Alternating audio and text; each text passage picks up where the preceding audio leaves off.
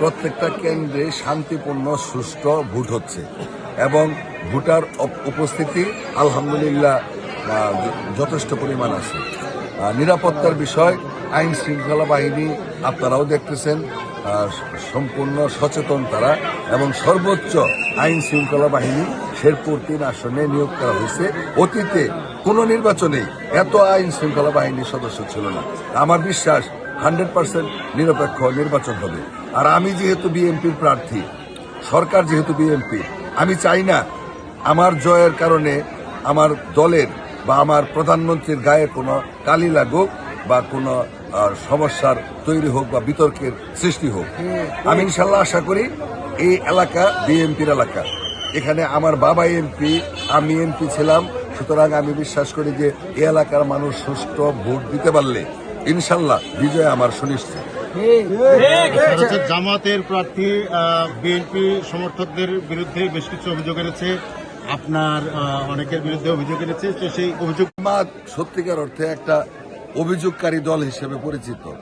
তারা অতীতে কখনোই এককভাবে নির্বাচন করে নাই।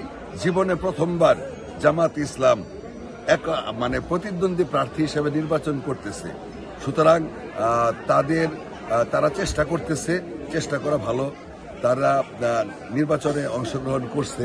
আমি আশা করব সর্বশেষ মুহূর্ত পর্যন্ত যেন তারা মাঠে থাকে, কারণ প্রতিদ্বন্দ্বিতা ছাড়া নির্বাচনটা ঠিক জমে না।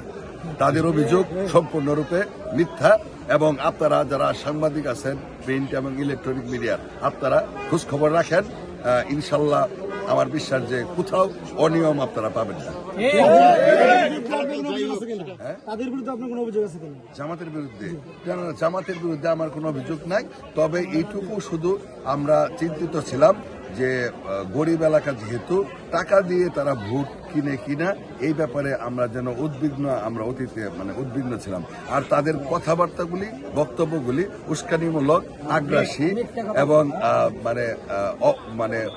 মৌলবাদী টাইপের বক্তব্য। এই বক্তব্যগুলির কারণেই সমস্যা প্রচারণার সময় তৈরি হয়েছিল। তবে আমার কাছে মনে হয় নির্বাচন যেহেতু চলমান, আজকের দিনই শেষ হয়ে যাবে ইনশাল্লাহ। আমার কাছে মনে হয় যে কোনো সমস্যা থাকবে না। আর তাদের বিষয়ে আমার বক্তব্যটা হচ্ছে যে এই এলাকার জনগণ যাকে ভোট দেবে আমিও মেনে নিব, তারাও যেন মেনে নেয়।